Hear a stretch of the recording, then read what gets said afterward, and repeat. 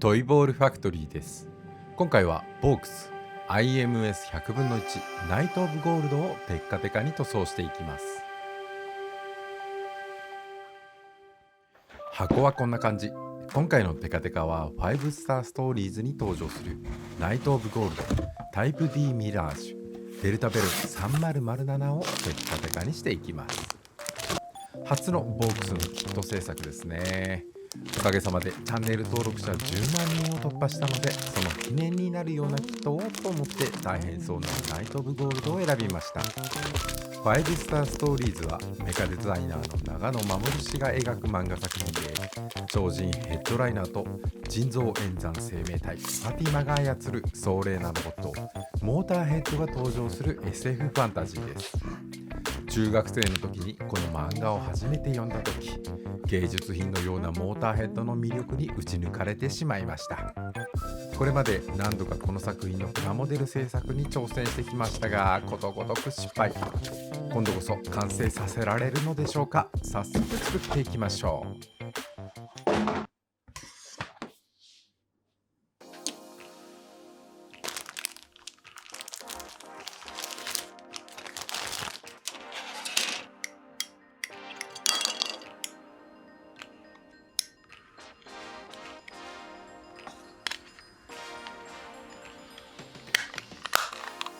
ということで、ナイト・オブ・ゴールドの頭部から組み立てていきますよ。めちゃめちゃ目立つ合わせ目。作例ではこの合わせ目は消していないようですが、僕は気になるので消していきますよ。まずは速乾の流し込み接着剤で接着。バッチリ合わせ目が残っていますね。さすが公式の筋折り。タミヤの瞬間接着剤イージーサンディングで合わせ目を埋めていきます。瞬間接着剤用硬化促進剤を塗布して瞬間接着剤を硬化させます。パンテックの超高スクレーパーで硬化した接着剤を削り取っていきます。今回は仮組みする前からもろもろの処理をやり始めています。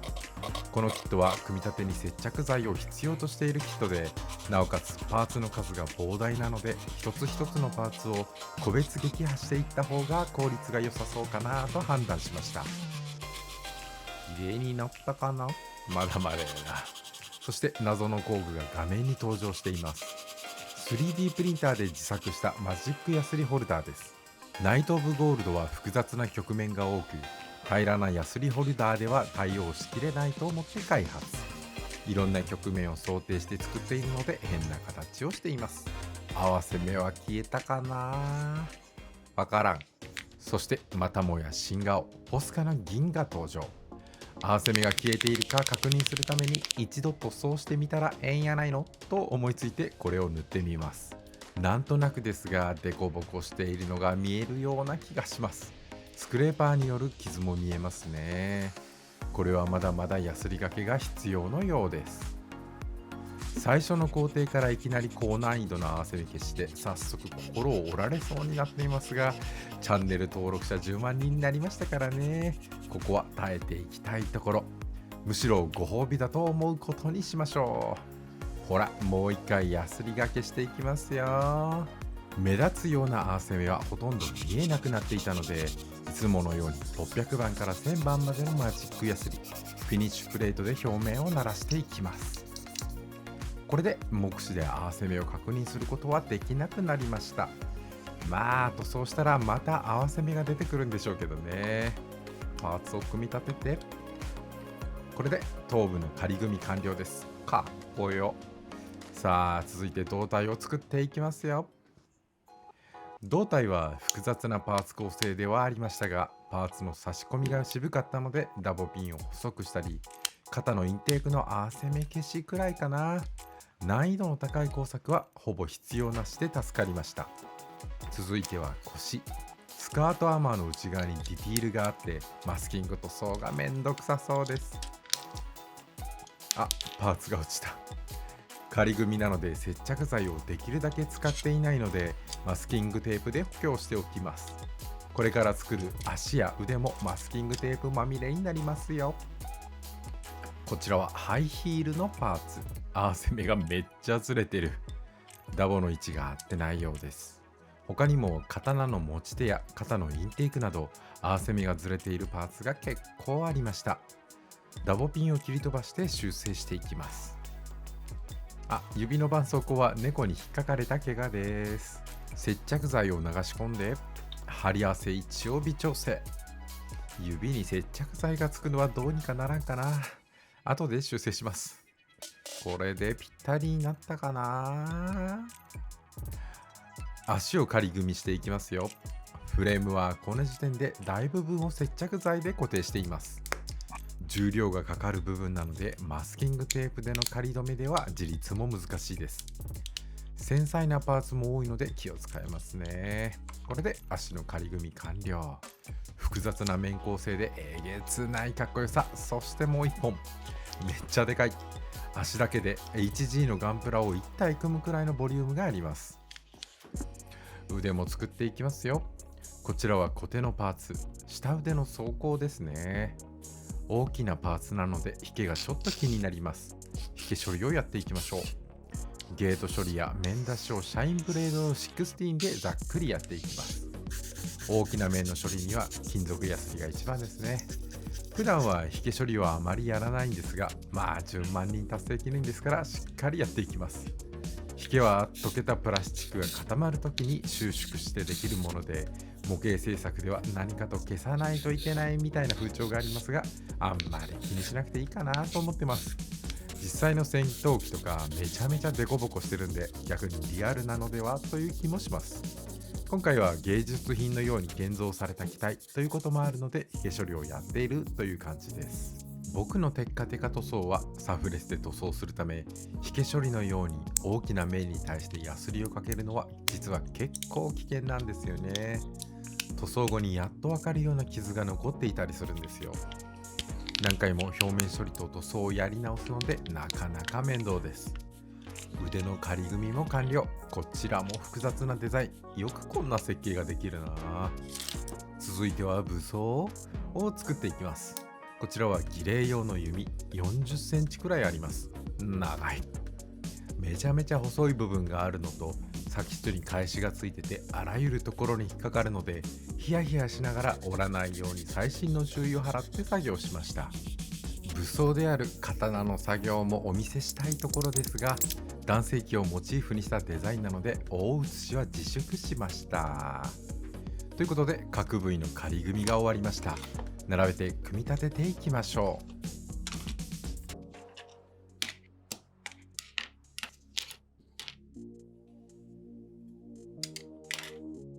型から伸びるスタビライザーはあまりに長いので、組み上げてからどうしようか検討してみます。マスキングテープで補強しながら組み立てていますが、なかなか大変でした。すぐ崩れちゃう。頭部を取り付けて、これでナイト・オブ・ゴールドの仮組み完成です。めっちゃかっこいい。100分の1のキットなのにでかすぎない？設定17メートルなのに26センチ以上の大きさ。オリジンガンダムさんと比較するとこの差。そしてめちゃくちゃ重いです。頑張って塗装していきましょうかね。スタビライザー長すぎ。半分の長さにしておきましょうかね。ということでやってきました、銀の盾。いやー待ってました。4年半くらいかかったのかな。10月3日にチャンネル登録者が10万人を超え、申請やら何やらに時間がかかり20日ほどで届きました。箱を開封していきますよ。はかりおー、スポンジかよ。じらすな。いろいろ取り出すと、これが銀の盾。小さくなったと聞いていたんですが、思っていたより満足感は高いです。多くの人に協力いただいて手に入れることができました。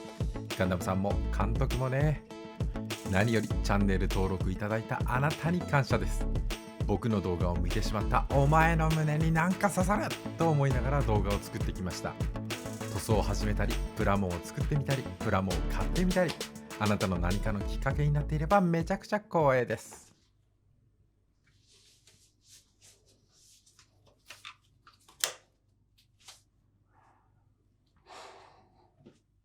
塗装の時はちゃんと防毒マスクしましょうね。おじさんはあなたの健康も心配です。さあ、フレームを塗装していきましょうかね。今回もサフレス塗装。まずは EX ブラックを塗装していきますよ。一体どれだけの EX ブラックを使ってるんでしょうね。ドバドバ垂れ流しております。最初の頃はサーフェイサーを使っていましたが、どうしても光沢の表面が荒れてしまうので使うのをやめてしまいました。おかげでこんなテカテカになりました。そしてお次はパールカッパーとレッドゴールドを1対1で調色したものを塗装していきます。そしてここまでテカテカ塗装をやってきて初めて気づいた事実があるんですが、ガイアカラーのメタリック塗料の推奨希釈率は1対5だそうです。マジかよ。3分の1でも薄いだろうと思っていたんですが、ご覧の通りめちゃめちゃ粒子が細かくなっています。やべえ、ちゃんとホームページは見ないとですね。溶剤でメタリック粒子が細かくなるとかなんとかかんとか、難しいことはよくわかりませんが、見ればわかります。見てみろよこの光沢、もはや仏像じゃないか。続いてはエバレット。金色の下地として塗装していきます。 EX ブラックを下地にすると暗く重いイメージになってしまいますが、今回は光があふれるような神々しさを表現したいと考えて下地にエバレットを塗装することにしました。隠蔽率の高いメタリック塗料でも下地の影響はちゃんと出るので、出したい雰囲気に合わせて下地の色を変えています。ぬるぬるテカテカになってるけど、なんだか合わせ目や傷が見えてきたような。塗料が乾いたところで確認してみると結構ズタズタですね。これがあるからできればヤスリはかけたくないおじさんです。表面処理をやり直していきますよ。まあ最初の塗装は傷を確認するためにやっているようなものなので、鋼の心を持つおじさんはこれくらいでは動揺しないのです。まあ動画になっているのは頭部のこのパーツだけですが、ほぼ全身にわたって合わせ目が丸見えになっていたのにはさすがに動揺しましたけど、どうやっても合わせ目消しがうまくならないのはどうにかならんのか。最近はもうそういうもんだと思うようにしています。ほんのちょっとの傷でも目立ってしまうテカテカ塗装の宿命ですね。ヤスリ書きの極意は心をなくして無心でやることです。考えないということで改めて表面処理をやり直しました。大変だった。これで塗装がうまくいくといいな。改めてエバレット、これで下地塗装を終わらせてやる。パーツが大きいのでホコリの混入が怖いですね。エアブラシにはドレンキャッチャー装備、塗装ブースは水流式、無人服を着てさらに帯電防止シューズも履いています。いろいろ対策していますが、最も効果的なホコリ対策は部屋の掃除です。当たり前すぎてグーの音も出ません。さっきよりかなり塗膜が滑らかになった気がします。いいんじゃない。続いては EX クリア。さらに塗膜を滑らかにしていきますよ。この塗装の後にコンパウンドをかける予定です。クリア層を挟むことでコンパウンドによる磨きすぎを防ぐことができます。磨きすぎると下地の赤色がにじんでくるので判断できるんですね。お、めっちゃぬるテカになりました。ということで下地塗装完了。めちゃめちゃ綺麗に塗装できたな。キラッキラやないかい。スーパーカットコンパウンドポリッシュでさらに綺麗にしていきますよ。テカテカになれと思いを込めた磨き作業終了。比較してみると全然違いがわからんな。この工程意味なかったのでは。さあ今回の主役の登場、スターブライトゴールドさんよろしくお願いします。ブレーン部分の塗装と同様にガイアノーツとメタリックマスターという溶剤で塗料1、溶剤5で希釈しています。どれほどの光沢度合いになるのかめちゃめちゃ楽しみです。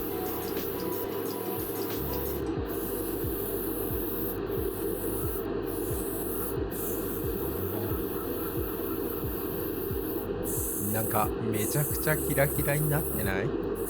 塗装直後のフレッシュな状態とはいえこんなにキラキラになるのか。一体今までのは何だったんだ。まあ乾燥すると若干落ち着いちゃうんですけどね。喜びもつかの間、ほこりが混入しておりました。仏様じゃないんだから何もそんなところに入らなくてもいいじゃないか。余分なところに傷が入らないようにマスキングしてからヤスリがけ、ホコリの入った層だけを取り除きました。まずはスターブライトゴールドで再塗装。お次はエナメル塗料のクリアグリーン。いつもなら仕立てるカラーを使うところですが、今回は面積も大きいのでエナメル塗料を使ってみました。作例ではこの部分はブラウンですが、原作の一巻に準拠してみました。ナイスグリーン。次はミラージュマークを塗装します。大量のマスキングが必要ですね。絶対うまくいかない予感しかないですが、エナメル塗料の拭き取り能力に期待しておきましょう。ミイラみたいになってんな。こちらもエナメル塗料のクリアレッドを塗装していきます。慣れない塗料なので感覚がわからない。乾燥に時間がかかるとかなんとか聞いたので、いつもより塗装の間隔を空けるようにしてみたんですが、マスキングテープに塗料がついてミラージュマークの塗装は全然ダメでした。おのれ。こちらはエナメル塗料用溶剤。ラッカー塗料は溶かさずエナメル塗料を溶かしてくれます。匂いがすごくきついのでほとんど使いません。そういえば画面に映っている塗料皿についている紫色の塗料は僕が初めて全塗装を試みた。こちらも5スターストーリーズに登場するモーターヘッド、破裂の人形のキットを塗装した名残です。塗装を失敗し、塗装を剥がそうとパーツをツールクリーナーに入れてしまって塗かしてしまいました。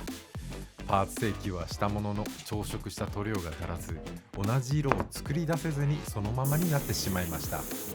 塗料をほとんど混ぜずに使用しているのはその時の名残です。さらにそれよりはるか昔、ウェーブから出ていたレッドミラージュに挑戦した時は、作りかけのキットを保管していた箱の中で接着剤をぶちまけ、こちらもパーツを溶かして断念。そしてこちらは塗装成功。成長した。額の装飾は筆塗りでいきましょう。アクリジョンの白で塗装します。エナメルでの塗装もやってみたんですが、塗料が流れてしまいうまく塗装できませんでした。筋彫りを追加してたらまた違ったかもしれません。墨入れを行って余分な部分を拭き取って終了。若干汚れが残っていますが、マジックリンで拭き取りました。懸念だった工程も無事終わったところで、前回のバトロイドバルキリーの動画にいただいたコメントに返信していきましょうかね。まずはいつもながら惚れ惚れする光沢です。ニュートラルグレー2色の塗り分けも最高です。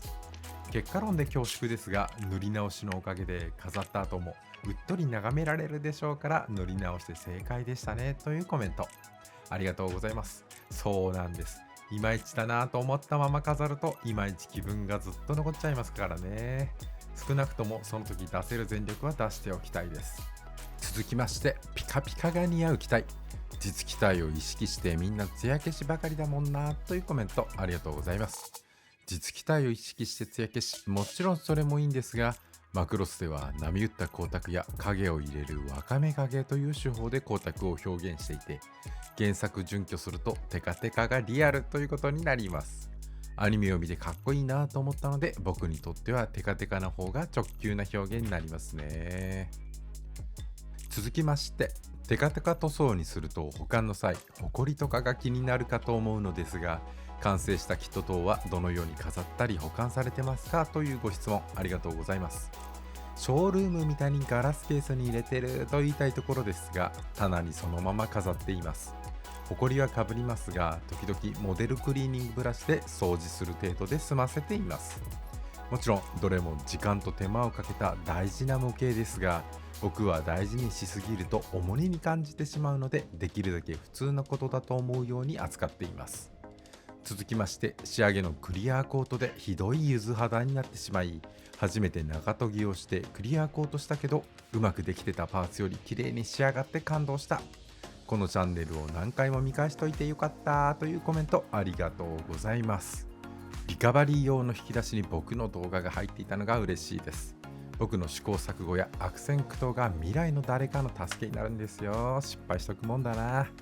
いや、失敗はしたくないけども、お役に立てたなら何よりです。続きまして、初コメント失礼します。バンダイ寿屋の次はマックスファクトリーのキットとだんだんクロート向けのキットのメーカーに進んでいてすごいなと思いました。僕もバンダイ以外のキットで寿屋やグッドスマイルカンパニーのモデロイド、マックスファクトリーで出たダグラムのキットを組み立てたことはありますが、すぐみで満足してしまいます。塗装の勉強でトイボールさんの動画を見始めましたが、それでもヤスリでゲート跡を消して艶消しをするだけで終わってしまいますね。全塗装できる集中力と技術が欲しいなというコメント、ありがとうございます。縁ですよ、すぐみで。作って楽しめればそれが一番です。ぶっちゃけ僕の求めるテカテカのおもちゃがあればそれを買えば終わるんですが、そんなものはどこにも売っていないので、血の涙を流しながらヤスリがけをやっているだけなんですよ。誰か代わりにやってくれないかなと思っています。模型趣味への向き合い方は人それぞれで、忙しさや環境にも左右されます。自分自身に合う遊び方を見つけられたらいいなと思います。僕はめちゃくちゃ手間のかかるテカテカ塗装をやりつつ、さらにそれを動画にするというド変態状態なので、こうならないよう気をつけてくださいね。続きまして10万人突破おめでとうございます。テカテカ塗装の大ファンです。見てて気持ちのいい動画、無理ないペースで今後も楽しい動画を届けてくださいというコメントありがとうございます。改めてチャンネル登録者10万人突破ですよ。ありがたいことです。10万人か。両手を使っても妊娠数で数えても足りないんですよ。足の指も使えば100万いきますけども、実感として途方もない数字だなと思います。チャンネル登録者10万人達成のスクショをインスタに上げたら、たくさんの祝福コメントをいただいてとても嬉しかったです。ありがとうございます。今時はチャンネル登録者10万人ってそんなに珍しく感じなくなってしまいましたが、自己満足でプラモをテカテカに塗装しているおじさんに何かしらの興味が湧いた人が10万人いるって異常事態だと思いますけどね。いやー、本当に感謝だなと思います。動画を始めるきっかけを与えてくださった恩師や、拙い動画の最初の視聴者になってくれた友人、数ある動画の中から僕の動画を見つけてくださった視聴者の皆様、そしてコメントやいいねで僕を褒めて伸ばしてくださった皆様、僕の活動を多めに見てくださっている仕事仲間の皆様、楽しい木と世に提供してくださるプラモメーカーの皆様、そして偉大なデザインのキャラクターを生み出したクリエイターの皆様、今あなたが見ている動画はその皆様によって作られています。自分が作っているすべてが皆様の力添えによって生み出されているということを改めて実感しています。皆様ありがとうございます。これからもよろしくお願いいたします。肩パーツを仕上げていきますよ。アクリジョンをマジックリンで薄めて墨入れしていきます。肩の紋章の縁に白を塗装します。スーッと流れていきますね。いい感じ。これでもうほぼ完成です。はい、ということで塗装を剥がしちゃいました。代わりにエナメル塗料の白で墨入れを行ってみます。なんかめっちゃ赤く滲んでしまったんですよね。赤色の染料が滲んだのか、マジックリンでエナメル塗料が溶けたのか、塗膜もボソボソになってしまってあかんかった。一縷の望みでエナメル白で墨入れを行ってみたんですが、まあそりゃ滲むよね。肩の赤い部分はエナメル塗装だもんね。クレも押し迫ってきたのにどうすんだよこれ。塗装の失敗を避けるためにラッカー塗料でメタリック塗装、その上にエナメル塗料でキャンディー塗装を施し、水性塗料で墨入れという三段構えで臨んだ塗装でしたが、見事に失敗。水性塗料をマジックリンで希釈したことで塗料が破壊されてボソボソになったのかな。原因は分かりませんが、他の方法で再チャレンジということで、ラッカー塗料のクリアレッドで再挑戦。ラッカー塗料ならエナメル塗料との相性が良いので失敗が少ないと思って、ラッカーのクリアレッドで再塗装することにしました。しかしマスキングを失敗して下地のゴールドにはみ出すと、リカバリーするにはゴールドから再塗装する羽目になり、無限地獄へ突入する可能性が高くなります。塗装を終えマスキングを剥がして、頼む、うまくいってくれ。やったぜ、はみ出しなしでいけました。見てください、緊張で手が震えています。動画になっていませんが、他にも大量の失敗とリカバリーを繰り返し、もう限界間近でした。やったぜ、乗り切った。肩の目の部分はエナメルで再塗装。筆塗りでも滑らかな塗膜になるんですね。めっちゃ臭いけどやるやん、エナメル塗料。そしてエナメルの白で縁取り。溶剤で2倍に希釈しています。今度は赤色が溶け出すこともなくうまくいきました。下地がメタリックカラーなのでクリアで保護することもできず、難易度高すぎ、寿命が縮んだ気がします。この後何度か塗り足してはみ出た部分をエナメルで拭き取りました。さあデカールを貼っていきますよ。この3枚だけ貼りますよ。やっと完成が近づいてきましたね。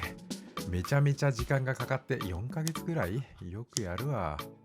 デカールを切り出し、水を含ませたスポンジの上に置いてデカールのりを点付け、デカールを貼り付けていきます。位置を微調整して水を押し出して貼り付け終了。ここに漢字でアマテラスのミカドッと入ってるのが最高にかっこいいですよね。さあめっちゃテカテカの頭部、これをプレミアムダイヤコートプロでさらにテカテカにしていきます。急に登場した新アイテムですね。プラモデルにも使える溶剤を含まないガラスコートということで使ってみることにしました。今回のゴールド塗装は今までにない輝きを得られたのですが、制作を進めているうちに輝きが鈍くなってしまいました。なんとか輝きを回復できないかなと思案していた時にこのアイテムに出会いました。原液をマイクロファイバークロスで伸ばしつけ、別のクロスで拭き取るという簡単な作業でガラスコートできちゃうとか、そんな簡単な方法あるわけないやろと思っていたんですが、なんじゃこりゃ、めっちゃ綺麗。何これ、アニメみたい。なんかちゃんと金属に見えるようになった感じがしますね。やーべえテカテカになっております。すべてのパーツが整ったので並べて組み立てていきます。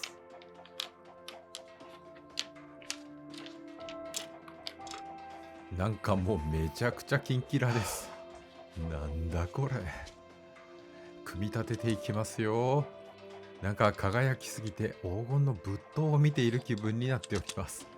制作期間の間大変だったことを思い出すかと思ったら、目の前に広げられたパーツの輝きに完全に心を奪われ、組み立てている間中ずっとなんだこれ、なんだこれと疑問だけが頭の中で広がっていました。これまで完成させられなかったモーターヘッドの無念もあります。たくさんの失敗もしてきました。それはきっと今日のための糧だったのだと思います。これまで作ってきたプラモデルの中でも最も輝きを放つ黄金の電気騎士が今目の前に顕現しました。めちゃくちゃキラキラしております。なんだこれ。すごく大変だったはずなのに幸せな気持ちだけが湧き上がってきます。純粋にプラモ作るの楽しいなぁと感じています。脳汁大量放出中です。やばい。こんな美しいものが自分の手の中に収まっているのが信じられません。最高すぎる。またお気に入りのコレクションが増えました。ということでボークス IMS100 分の1ナイト・オブ・ゴールドをテッカテカに塗装しました。これまでモーターヘッドのプラモデルに対して苦い思い出を抱えていましたが、このナイト・オブ・ゴールドを作り上げたことでついに乗り越えることができたと思います。 x ジャパンのアート・オブ・ライフを聞きながら5スターストーリーズを読んでいた中学生の自分が思い描いていた黄金の電気騎士が今僕の手の中にあります。10万人達成のご褒美として最高のプレゼントになったと思います。ということでボークス IMS100 分の1ナイト・オブ・ゴールドのテッカテカ塗装でした。それではまた次回の動画でお会いしましょう。トイボールファクトリーでした。5スターストーリーズには最高すぎるアニメ版もあるのでおすすめ。